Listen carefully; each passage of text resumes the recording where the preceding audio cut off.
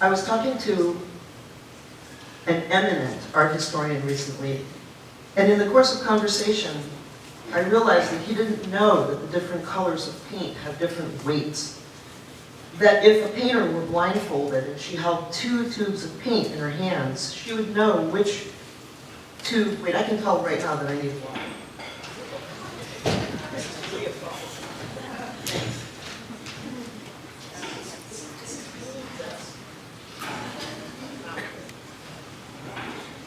Okay, so I was talking to this eminent art historian, and I said, did you know that if a painter held 2 tubes of paint in her hands, she would know which tube were cadmium red and which tube were cobalt violet, even if she were blindfolded? And the art historian, who knows a lot, said no, he didn't know that. And this was a little bit of a shock, because this simple difference in what we knew expressed the schism between Newton and Goethe, in a nutshell, the light rays of color versus the minerals of color.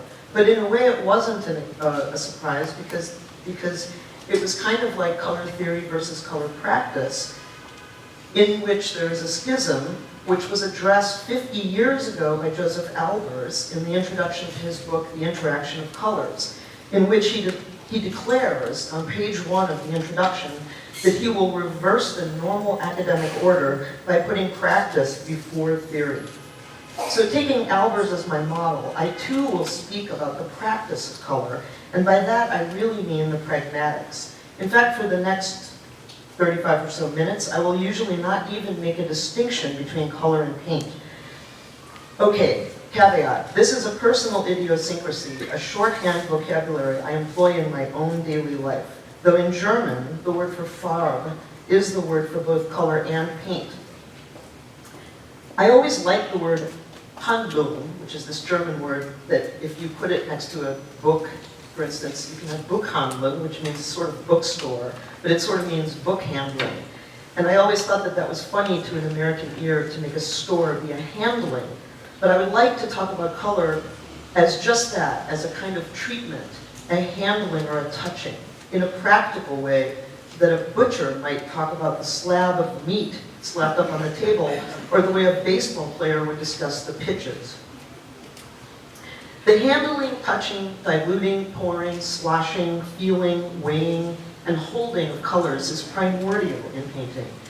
And so I use those words fairly without distinction. And before it becomes the mysterious and complex force that it has been theorized to be, before color is a philosophical or alchemical problem, or a socioeconomic demarcation, it is a tool, the ready-at-hand colored stuff that you wield in making a painting. To paint by hand is to manipulate color, and painting for a painter is an inherently synesthetic experience that merges the sense of touch, smell, sight, even sound, while the painter makes the painting.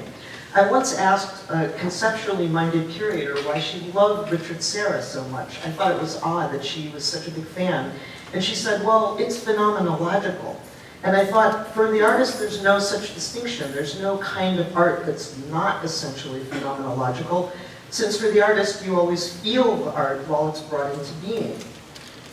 And similarly, just like any run-of-the-mill sophomore at Cooper Union already knows what the art historian in the beginning of my talk doesn't know, the weight of pigment, we know something about holding color, about its weight, that I don't think even Newton was figuring out.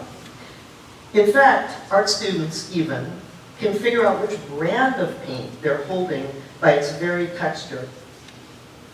Williamsburg paint has grain, Rembrandt paint is sleazy, Old Holland is creamy, Gamblin is dull, Utrecht doesn't weigh enough, Lefranc and Bourgeois weighs too much.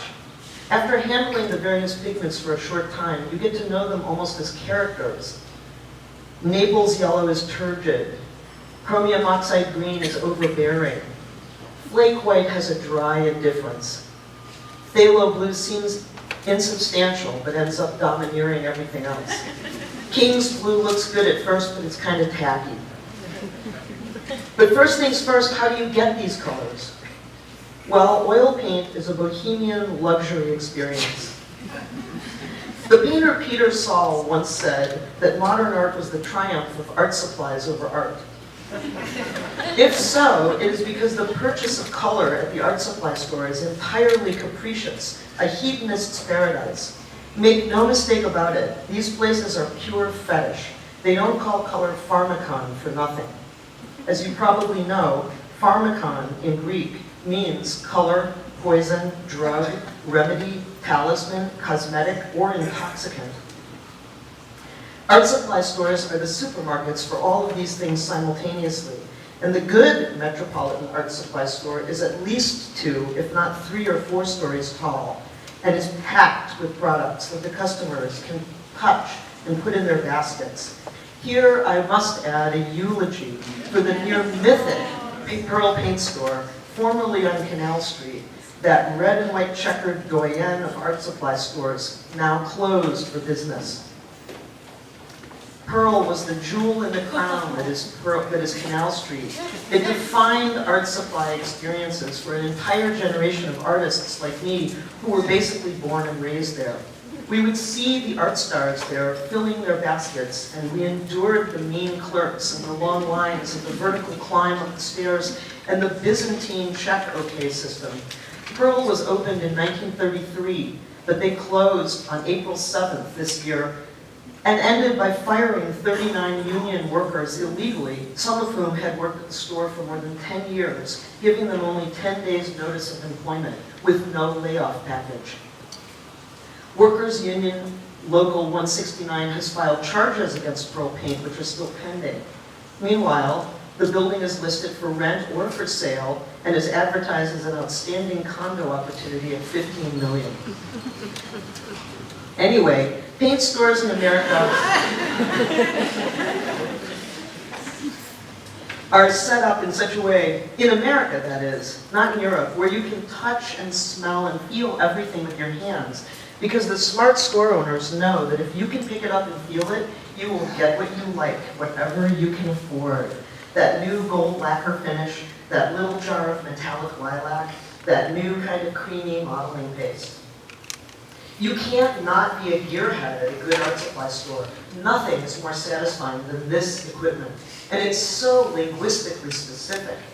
The nomenclature of the paint is all beautiful adjectives. You don't say pink, you say dianthus pink, hematite purple, flake white, turkey umber, hooker's green, Egyptian violet, cinnabar, etc. The poet Lisa Robertson wrote, quote, "Color acts like a hormone, acts across, embarrasses, seduces. It stimulates the juicy interval in which emotion and sentiment twist. We cannot control it. We can barely control ourselves in the aisle full of this profligate luxury item. We throw as much as we can into our baskets and hemorrhage the money to pay for it." Here, I have made a breakdown of the weird economy of oil paint. An ounce of cadmium red light costs the same amount as an ounce of the best caviar available on the Upper East Side. It also costs the same as an ounce of packed human red blood cells. And a quarter ounce of cadmium red paint, if painted by Barnett Newman, makes a meter, which costs the same amount as a bar of gold. A small tube of cobalt violet costs the same amount as a bottle of Dom Perignon. A very large bag of pigment will set you back as much as a very large shipment of cocaine. I made a graph of my calculations in color value. Across the top is the value from 1 cent to $2 million. Up the vertical axis is the amount of time the material lasts, from 1 minute to forever. Here's where cars fall. Here's where drugs fall, cocaine, meth, and heroin. Here's a mink coat. Here's a building in Williamsburg, which I calculated by weight. And here are gold and finally diamonds, which last forever. And this is where cadmium red falls, between the mink coat and the building. What I spent on the last tax year on color alone, I could have spent buying a Honda or a mink. But if you figure oil paint by the time vector in longevity rather than in dollars per ounce, paint is actually way better than drugs. Because here's what I figured out.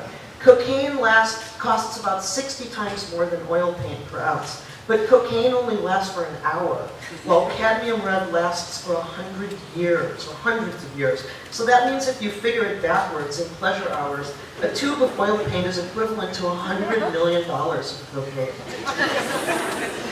And like a crack addict myself, I often do find myself up late on various nights with a razor blade, scraping desperately to get at some last miserable speck of stuff out of an exhausted tube of color, because I just need more of that substance. As the poet Lisa Robertson says, color is structured like a market. Now, to add to the luster of the language, consider the esoteric feeling when working with such stuff as a color like carmine, a pigment which is made from acids which are extracted from the body and eggs of the female cochineal insect who lives on prickly pears. Or Indian yellow, a color with an accompanying myth about being made from the piss of cows which are fed on mango leaves. Or Tyrian or Tyrian purple, a dye substance made from secretions drained from the glands of predatory sea snails. All pigments need to be also diluted with special lubricants which are made from the oils of seeds, herbs, and flowers, or raw melted beeswax. To heighten the feeling of esoterica, add into the fact that these substances are poison.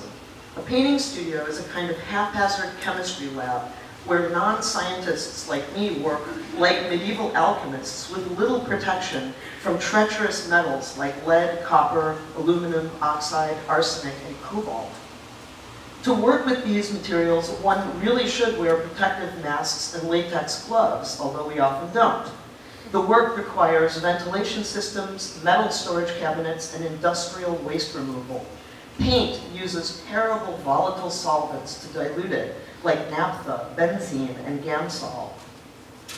Yet these precious poisons are applied to the finest of textiles, which are stretched and rubbed fetishistically as though one were preparing a papyrus for a pharaoh.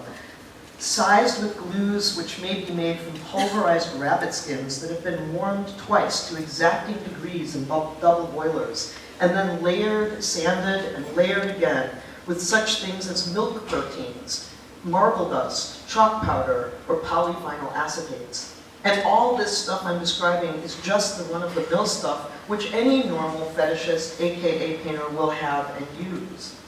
In fact, most painters have their own special recipes and techniques for these artisanal preparations, all to create just the right kind of ground for their colors to lay on just right.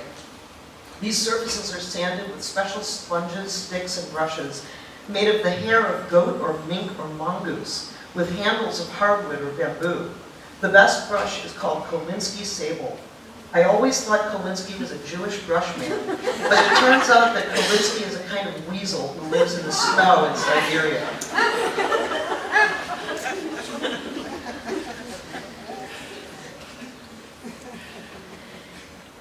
Part 2, paradoxes. Making a painting is so hard it makes it crazy. I actually think oil painting is it makes you mentally ill. Before even the vicissitudes of color, you have to negotiate tone, silhouette, line, space, zone, area, layer, scale, speed, and mass, while simultaneously interacting with meaning, thought, sign, text, language, intention, concept, and history.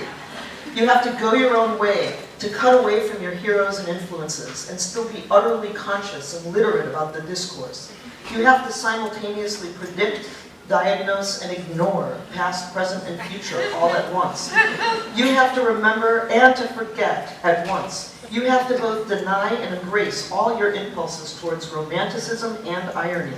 You have to both love and hate your objects and your subjects, to believe every shred of romantic and passionate myth about painting, and at the same time to cast your gimlet eye upon it.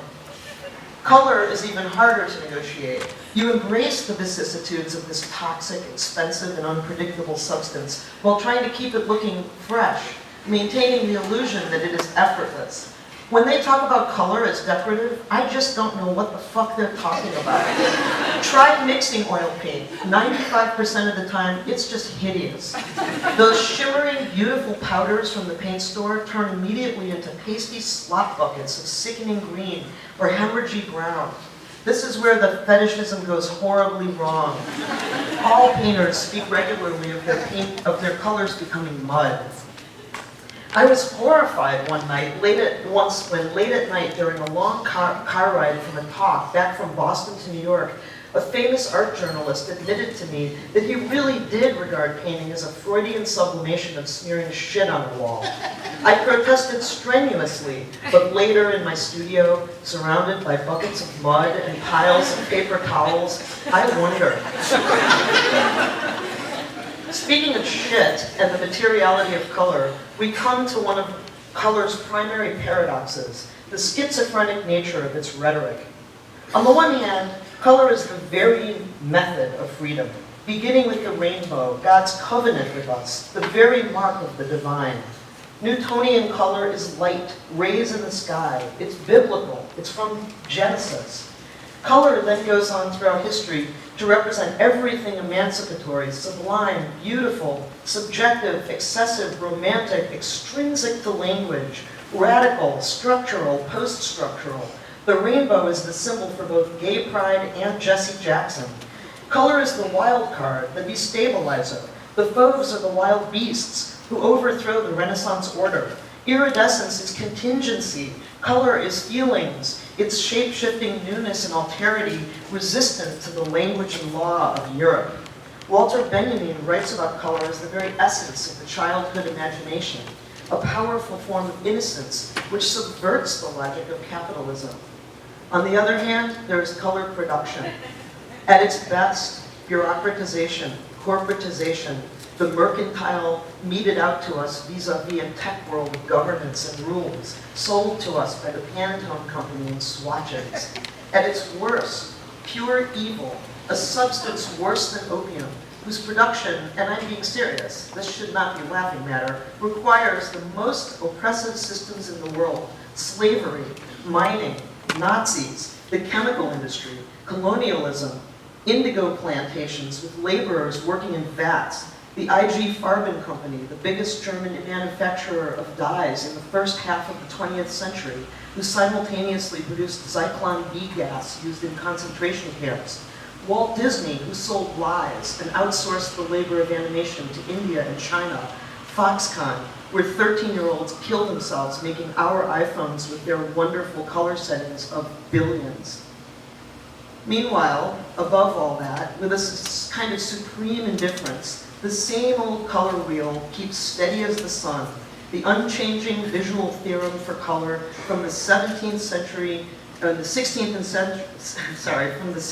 17th century with its earliest color wheels, and on, all the way from Newton to Goethe, and to the Bauhaus, no matter what ideological system toiled below.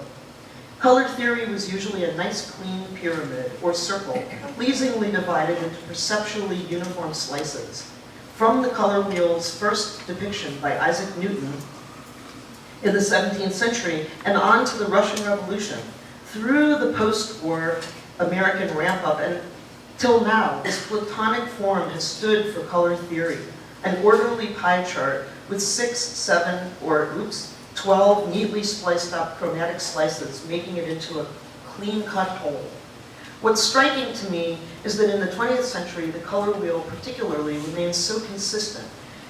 Here are three famous artists and art teachers who were renowned for their courses in color theory at the same general time period, although they were ideologically completely different. This is Gustav Klimt, the Russian productivist artist who taught the color courses at the state-run Futamos in Moscow in the early 20s.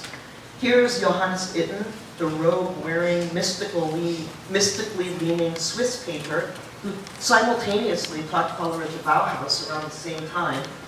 And this is Itten's most famous student, Joseph Albers, who in 1933 emigrated from Nazi Germany to the US and became head of Black Mountain College in Asheville, North Carolina. As different as they all were, Their color wheels all follow the same basic principles as did Isaac Newton's in the 17th century. In the 1930s in America, there was Professor Albert Munsell of Boston, Massachusetts, who taught color at what is now Mass Art. And he updated the system a bit, finding the traditional names foolish, that was his term, and offering instead a new decimal system, a decimal notational system, along with a new pole-shaped model. However, the colors themselves were now nearly called by their first letters. Red was R, yellow-red was YR, yellow was Y, and so forth. And then gradations of hue, value, and chroma were introduced to the system, but in a decimal point system. So you still had a basic color clock with the new updated scientific color name like 7.5 BG or 1.5 PB. The Munsell system didn't really make its way into the domain of art school learning. By the time I got into art school in the 70s, the details of this mathy system were largely ignored or forgotten. Instead, Munsell was employed more as a kind of index of quasi-scientific data. Here is a color guide from 1947 using Munsell to show you which colors and which gradations should be used alternatively by a male or female executive. And here is a USDA guide to the possible gradations of acceptable color for French fries using the Munsell index of intensities. Now you may laugh. By the 1970s in art school, the scientism of Munsell is no longer taught to us, at least, but we were literally fed a schizophrenic diet about how color was to be handled. To paraphrase Rihanna, we found color in a hopeless place.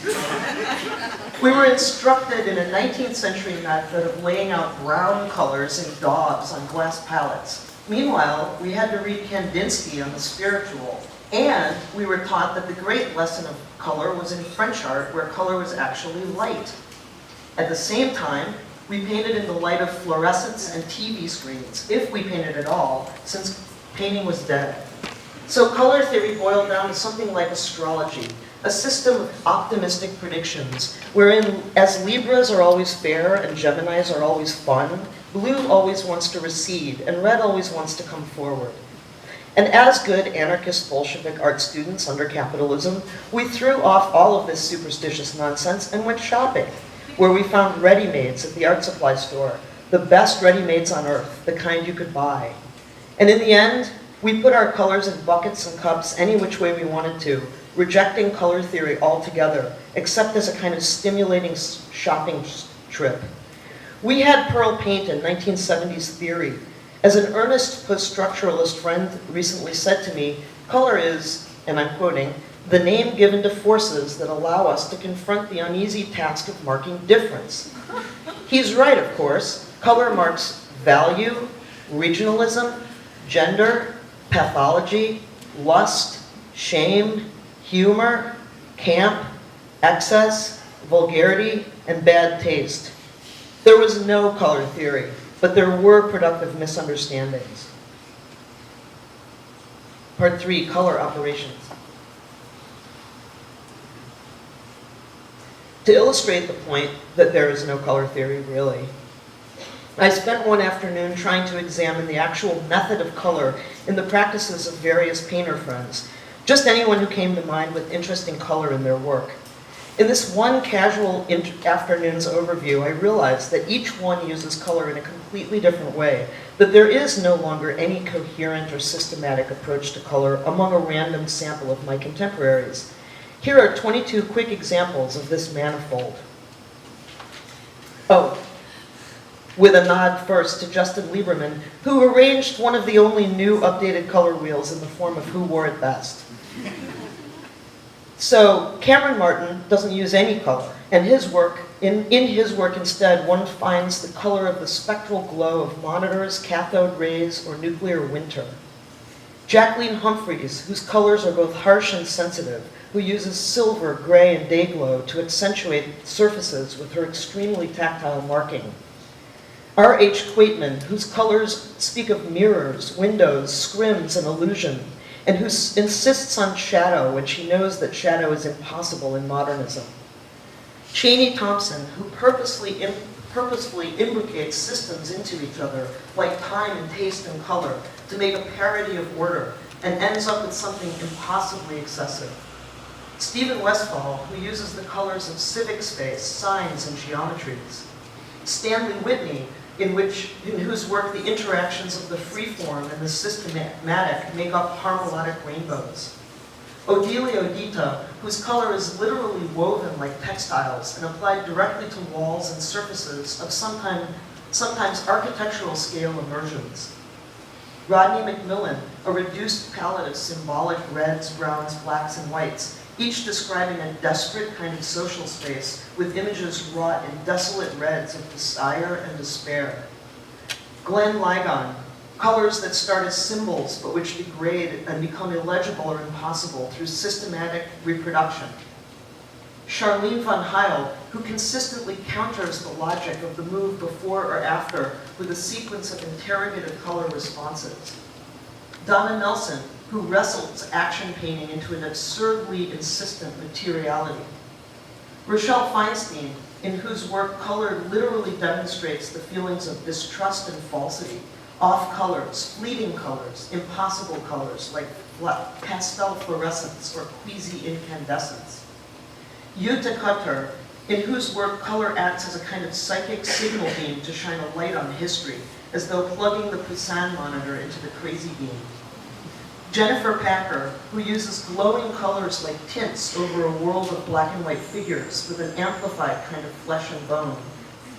David Reed, who uses the techniques of Technicolor and filmic overlay. Bill Jensen, the literal color of gestures and washes and wipes. Laura Owens, graphic colors mashed up with digital space in all of their glowing and blinding emptiness and distraction, each screen leading into the next in a kind of hyperspace. Halsey Rodman, who uses color to distinguish between logically absurd repetitions and displacements from one stroke to the next, almost as a memory experiment or an absurd form of semiotics. Rachel Harrison, where color is a kind of resistance to order, trash and belligerence through stains, jabs, and strokes. Thomas Eggerer, post-camp negotiation between the desire for mysterious feelings and the pictures and feelings of pictures. Carrie James Marshall, whose colors of comic books, maps, and social spaces are plotted out and cunningly deployed on top of black and white maps. And David Sally, where the harshly illuminating and compulsive light of the showrooms of Capitol is seen with a dark undertone through a coldly appraising and desiring eye. What I find here, if there's an overview to be made, is color now used in a denatured or unnatural form. Color as a form of aggressivity and humor, and color in an overt interaction with the digital, with screens of all kinds, with processes of production and reproduction, and with no sense of being applied to a surface as being a secondary force, but of being a force on its own. Part 4, a few more problems in the age of digital reproduction. Color is the shattering of unity, writes Julia Kosteva.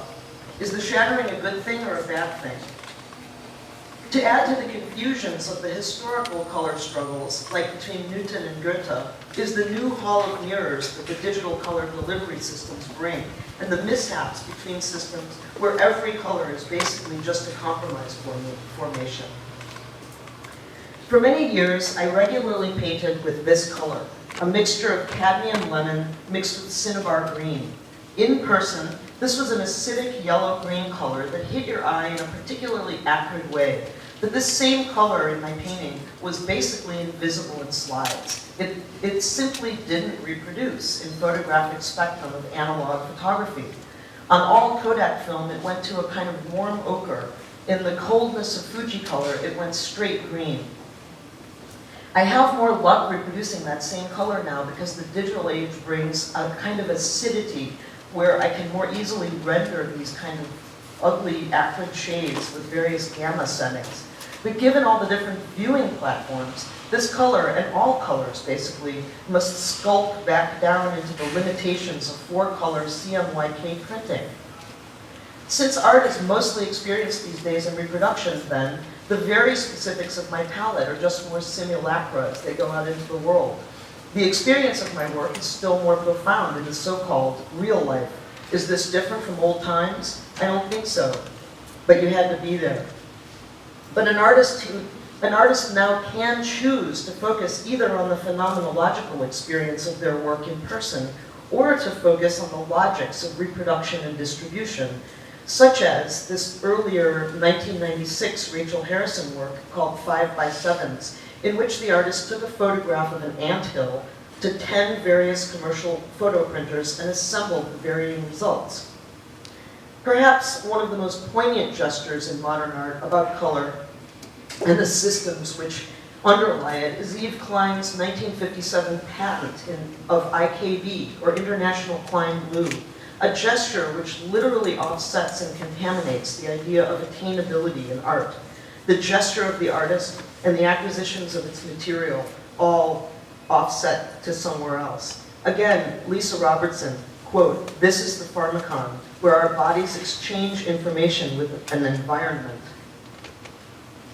But lurking underneath these problems of mechanical reproduction and art distribution is the basic sheer unknowability of color. Who is the standard viewer, and how would you know what colors they saw? There is no way to measure it. As Joseph Albers said 50 years ago on page 1 of his book on color, we each see a different red. Even if the same standardized Coca-Cola sign, this is actually what Albers wrote, even if the same standardized Coca-Cola sign is proposed to 1,000 people, they will all still be thinking of 1,000 different reds, not to mention 1,000 different ideas about the Coca-Cola bottling company. Part 5. Time. I finally figured out that the only thing I'm interested in is change. Change over time. Constant changes and transformations, until I find a weight and a surprise that tells me something I didn't already know. More a process of détournement than of progress. And as for me, color is the tool or engine of these changes, the literal machine for transformations, overhauls, negotiations, colors that block each other out, that contradict each other, that occur from a process of continual destruction and construction. I mix paint more than anyone else I know to find a kind of weight in the palette as I go along. And my palette starts with everything in the world. Paintings, iPhone apps, cartoons, magazines, flowers, clothing, buildings, landscapes. But I realize that I'm doomed to use the colors of the oil sticks that I buy, a palette which is predetermined for me, which was chosen for me by this guy, Richard Promes, who owns the R&F Pigment Factory. I noticed at some point that my palette leaned toward a kind of 80s kitsch, and realized that my palette is not necessarily his palette.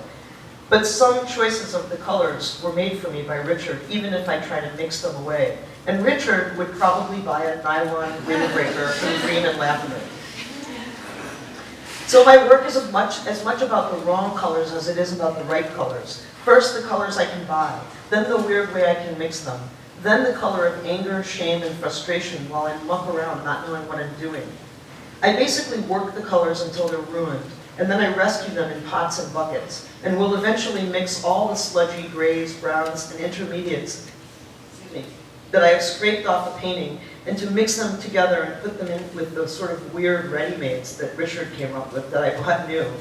Color is the engine of changes in my work, and I work really slowly, making radical color overhauls as I go along. I always tell people that, and then they don't really believe me. So I thought I'd show a quick slideshow of the progress of one painting which was being done for a year. And occasionally I would remember to take pictures of it as it was developing. So this was like a year ago, how it looked like when it started. And this is what happened.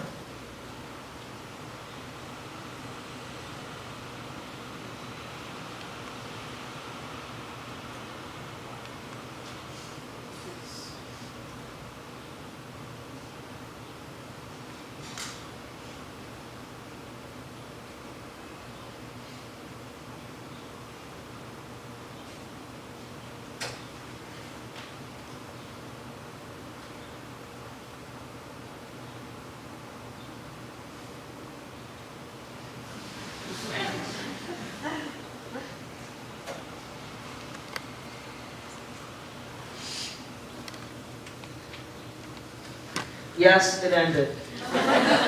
The other day, going downhill in a blur of gray smoke and overpainting. Actually, I want to literally give a shout out right now to Pam Lins, because I think that my friend Pam gets a photo of every single minute of every single painting, and she always tells me to stop, and I never do. Sorry. I've been doing these iPhone animations lately. This literally probably will go to the garbage can, and it's a sad day for me.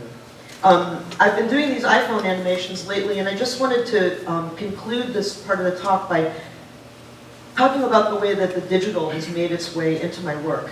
I've been making iPhone animations with that started on my phone, and I make them with my finger. And then I realized, oh sorry, this was a slide of where it started and where it ended.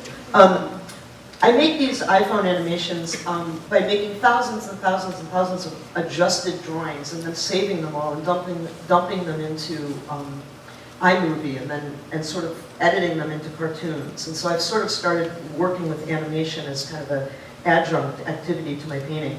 So I just wanted to, I don't know if I think I can do this. The animations sort of look like this. Like I make these things just like one after the other, and I don't know what I'm doing. I just keep sort of doing them. We don't have to watch any of it, but I just wanted you to see I can sort of scrub through. Like all this stuff happens. This is what happens in an animation. So each one of these stills is a still that I can hang up, and I can use it as an individual drawing. And what has happened over the past couple of years is that I started hanging these in shows and having these big rooms full of these kind of animation sequences.